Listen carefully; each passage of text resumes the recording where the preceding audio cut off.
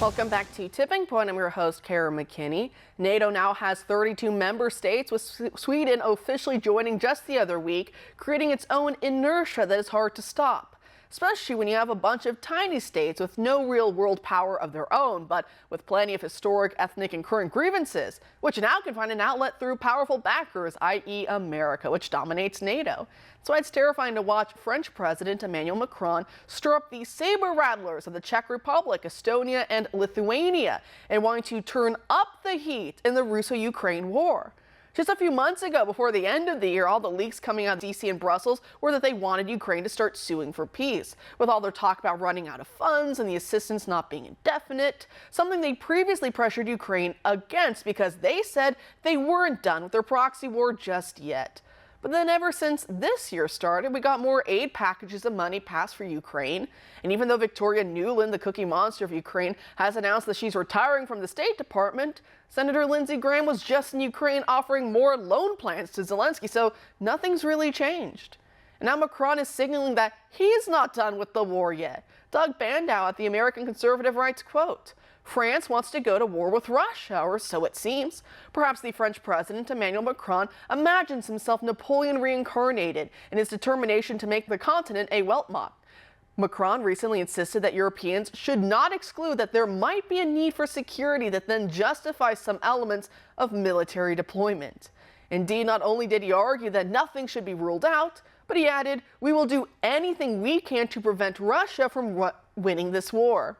The most important NATO members, led by Washington, rejected his suggestion. Nevertheless, Macron, whose bombast contrasts sharply with his government's miserly contribution of about $1 billion to Ukraine, doubled down, receiving support from allies at the other end of the military spectrum, including Czechia, Estonia, and Lithuania.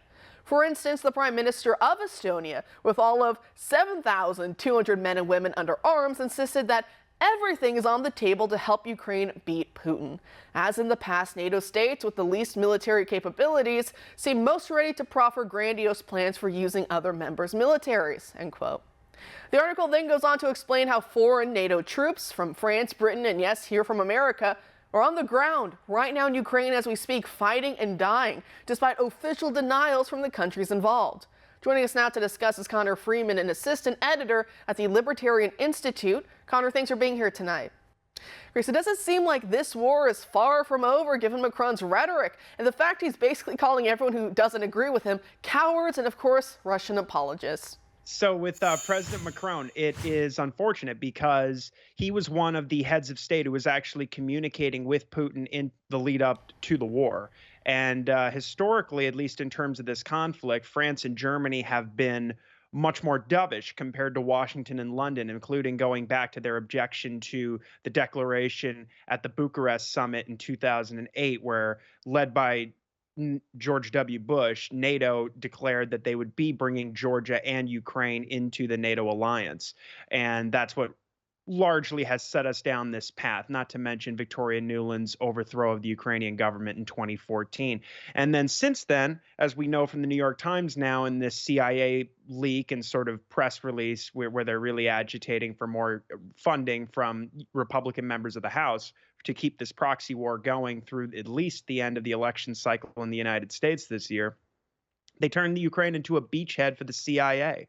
The new Ukrainian government entered into a three-part alliance with MI6 and the CIA, and they've been waging warfare against Russia and ethnic Russian separatists in the east and in the Donbass ever since the overthrow of the government and the launching of the civil war, which they call a war on terror, where they've been shelling civilians and they had killed well over 10,000 people before Russia invaded 8 years later.